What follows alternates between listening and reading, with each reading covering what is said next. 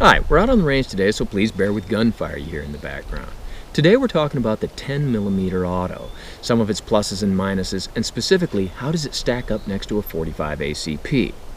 Well, there's a lot of different handguns available in both calibers, so to account for as many extraneous variables as possible, the guns I'm going to use are the Glock Model 21 in caliber .45 ACP and the Glock Model 20 in 10mm. These two handguns are of extremely similar size and weight, and the only significant difference being the caliber. Now, before I go any farther, I want to say that a lot of people have asked to see a presentation on the 10mm. And because of donations to the Patreon account, I was able to purchase this 10mm. So, thank you everybody. So let's shoot the 10mm side by side with the .45 and see how they compare, and see if the pluses of the 10 outweigh the minuses.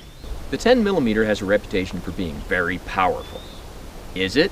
Well, let's see if we can shed some light on that. I've got the chronograph set up at 7 yards, and I'm going to start by shooting the .45. Now, I've got this loaded with Remington green and white box .45 ACP 185 grain metal case. Remington calls it metal case. Now, I'll see what kind of velocities I get with the .45, and then see how the 10mm compares.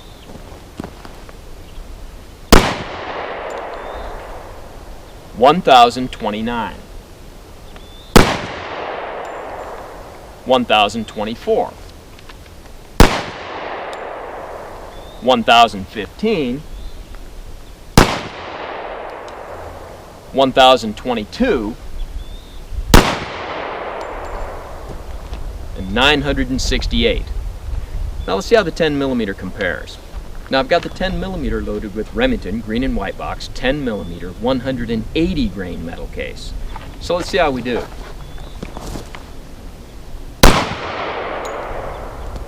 1,115, 1,112, 1,109, 1,104, 1,121. Now let's go crunch the numbers. Our .45 ACP has a 185 grain bullet, and the 10mm has a 180. 5 grains difference I think we can live with. The mean velocity of the .45 is 1,011, while with the 10mm is 1,112, a net gain of 101 feet per second. I'd say that's significantly more. But this stuff is target ammunition. How about some serious carry ammunition? Well, I've got Sig Sauer Elite Performance, and again our .45 is a 185 grain bullet, and our 10mm is 180. Let's see how these compare. And with our Elite Performance ammo, we'll again start with the .45.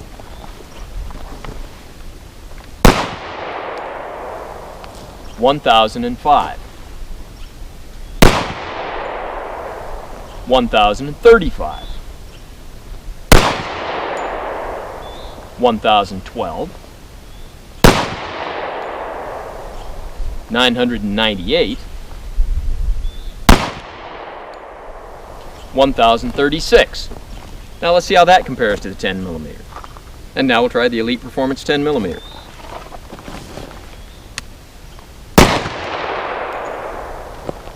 1,230, 1,202, 1,220, 1,231, 1,243. Well, let's go crunch those numbers. Now with our Elite Performance ammunition, the .45 ACP has a 185 grain jacketed hollow point, and we got a mean velocity of 1,017 feet per second. That's not bad. But with our 10mm and its 180 grain jacketed hollow point, we got a mean velocity of 1,225. That's 208 feet per second more than the .45 ACP. So to the question, is the 10mm powerful? Yes. Is it more powerful than a .45? Yes, significantly so. But that also brings up the question, will that greater power give you greater recoil? Yes, I could feel more recoil. But to what degree will that greater recoil negatively affect accuracy, especially if you're trying to shoot multiple targets quickly? Well, let's see if we can put that to the test. Now I've got 9 knockdown plates set up at 7 yards. I'll shoot 1 through 9, do a magazine change, during which 1 through 6 will come back up, and then I'll shoot them for a total of 15 shots. And I'll start with the 45. Then I'll repeat that with the 10 millimeter, and we'll see to what degree does its greater recoil slow me down.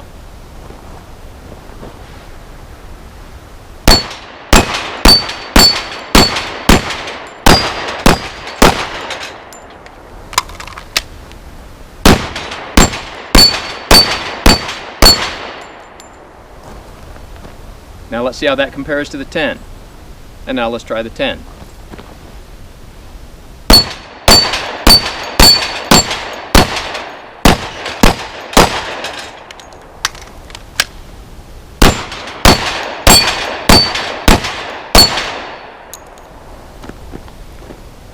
Any difference? And if so, was it enough to matter? Now we'll get back to shooting in a few minutes, but right now, fair warning, this is the boring part of the presentation where I talk. And what I want to talk about is that when you have a discussion of the 10 millimeter, it seems inextricably linked to a discussion of the case of the late Harold Fish. Now I've done some research on this, and it comes with the normal caveats that source materials don't always agree with each other, and I'm trying to give you the very short version of a very long story. But basically it goes like this. Harold Fish lived in Arizona. He went out for a day hike in the woods and he was carrying a 10 millimeter pistol. At the end of his hike, when he returned to his vehicle, he was, so he claimed, accosted by 2 dogs. He fired a warning shot into the ground and that solved his dog problem, but he was then charged by the man who was with the dogs. He was forced to shoot in self-defense, hitting his assailant 3 times in the chest, mortally wounding him. Fish rendered first aid, sought help. The paramedics and the police arrived.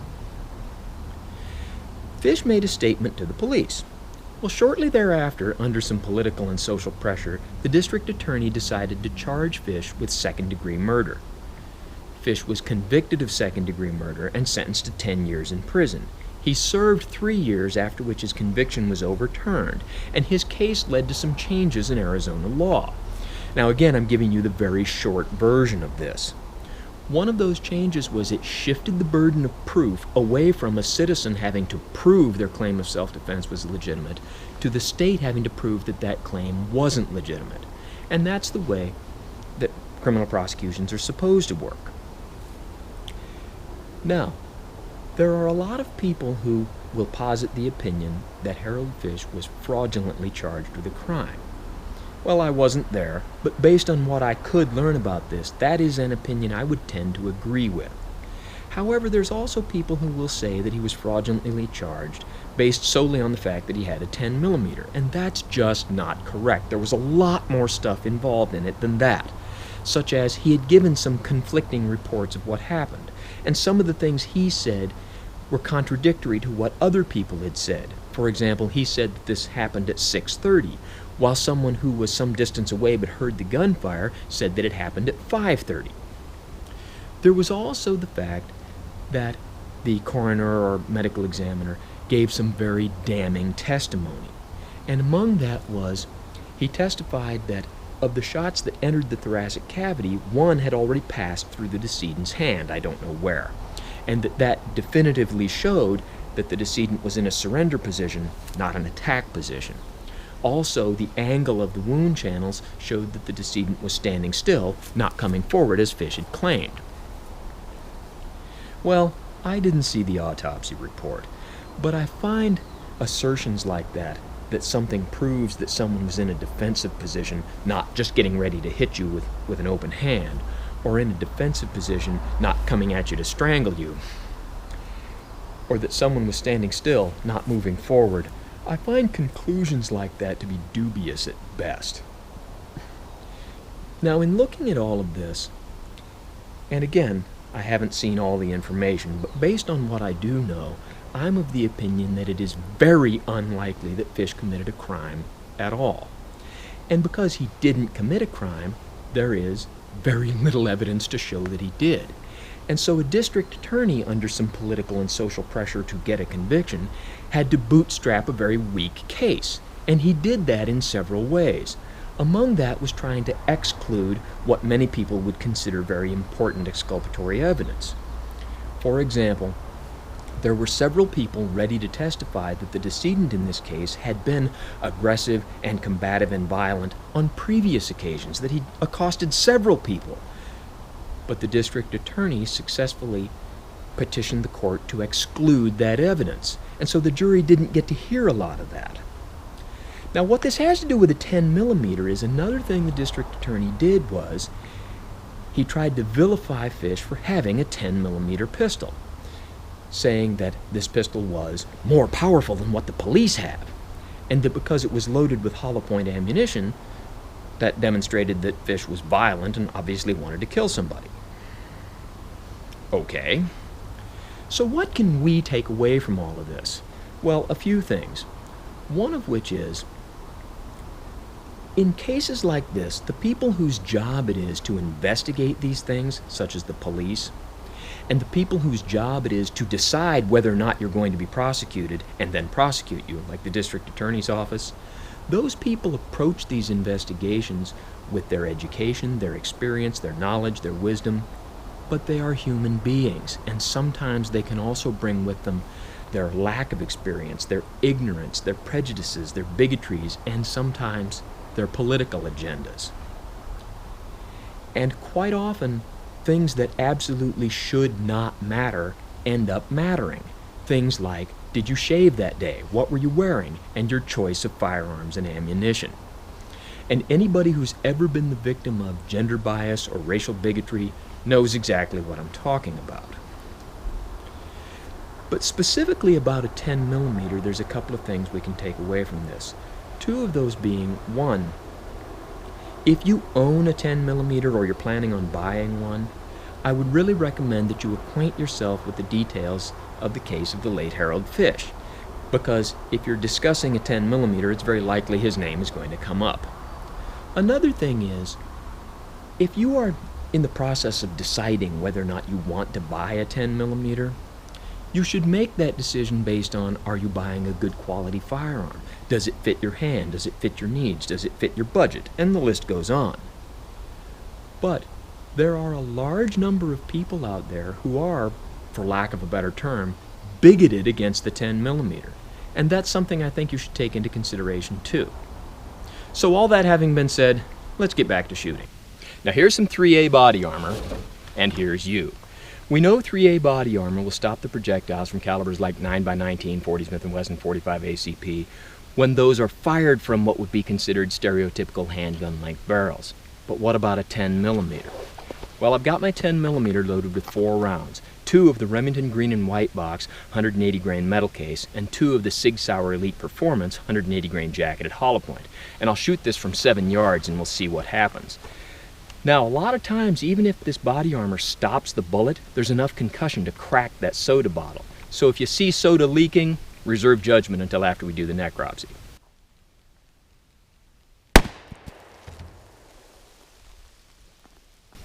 The body armor did stop the bullet, but there was enough concussion that it chewed up this one soda bottle pretty badly. So I'll set this up again with a higher quality duct tape, and then let's see what happens.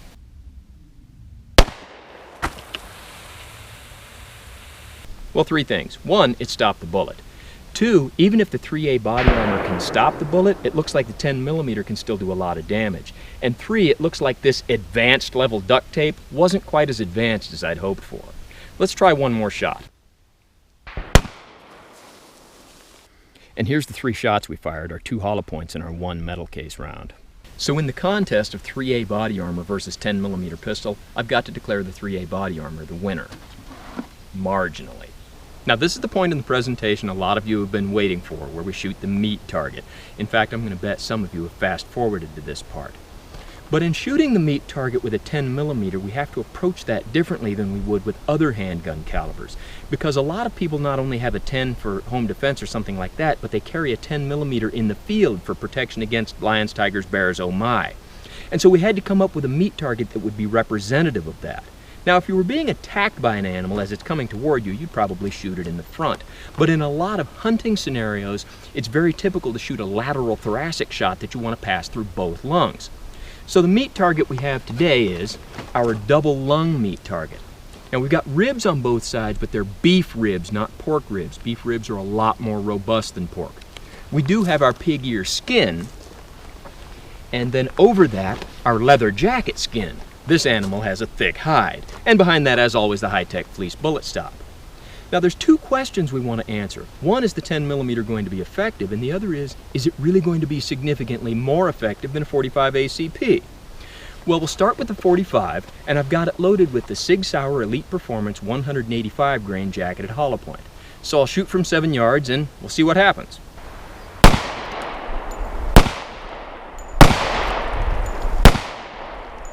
Effective? I'd say so.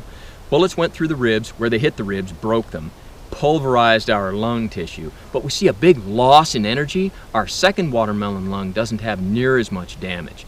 And all of the projectiles were stopped by the ribs on the back. They didn't even penetrate the plastic wrap the ribs come in. A couple of the projectiles lost their jacket. One of those jackets was stuck in this second watermelon. Now let me show you a close-up of them. Here's a couple of projectiles that hit the ribs and they're just mangled. Here's the jacket of one of them. One stayed intact and the expansion looks really good. Now we'll try the 10mm with the Sig Sauer Elite Performance 180 grain jacketed hollow point.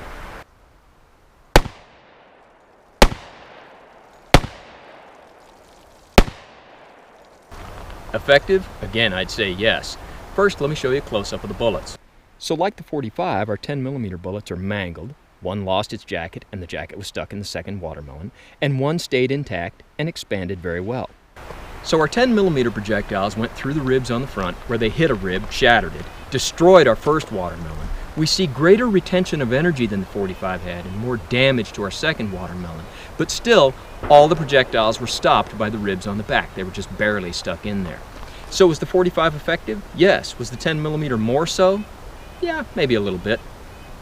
But let me show you one other thing. Now I'm going to shoot the meat target with 45 ACP Winchester White Box 230 grain full metal jacket round nose. Now let's see what kind of penetration we get.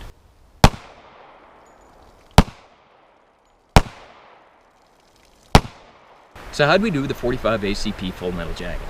Well, the bullets went through the ribs on the front. Didn't do a lot of damage to our first watermelon, even though it has 4 pretty well centered hits.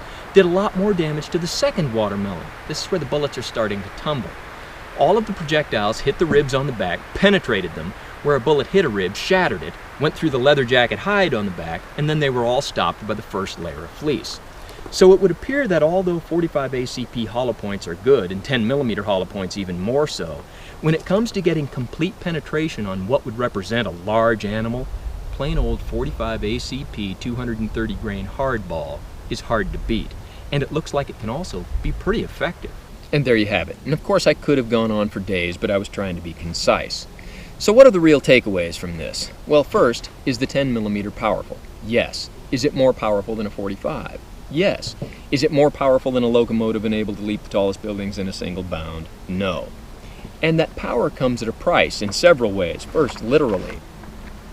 These 2 boxes of ammunition purchased at the same store on the same day. The 45 was $19.75. The 10mm was $22.75, $3 more.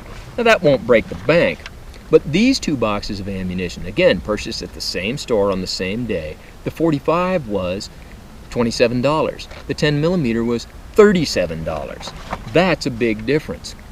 There's also a price difference in the guns. Very commonly you go to a gun store and you see 2 pistols of similar make and model. One's a 10mm, one's a 45. The 10mm is more expensive. There's also the matter of availability. It's very common to go to a gun store and they'll have a pretty good selection of 45s and they won't have any 10mm. And that goes with the ammo as well. I can go to Bi-Mart, Walmart, whatever, and find 45 ammo any day of the week. 10mm not so much. And it's not rare, but it's just not as common as 45. And there aren't as many varieties of 10mm as there are of 45 ammo. Then there's the matter that although the 10mm is more powerful, there's some types of 45 ACP plus P, and they're not all created equal, but there are some 45 plus P rounds that really narrow that power gap. But then those come with the downside of there's certain 45 pistols in which the plus P ammo just shouldn't be used. So you've got pluses and minuses with both calibers. There's also a social stigma attached to both of these, and we talked about the 10mm a little bit earlier. If you have a 10mm, some people will assume you're a criminal, and you'll also make all of those people that have 40 Smith & Wessons really envious of you. But then if you have a 45 ACP, people will assume you were born in 1911-12. So again, both calibers have their real pluses and minuses. And the real bottom line is, of course, that no one can decide what's right for you except you, and hopefully you'll do that with some good input. And I would hope this was good input. So as always, don't try this at home on what you call a professional, and thanks for watching the 10mm versus 45 video.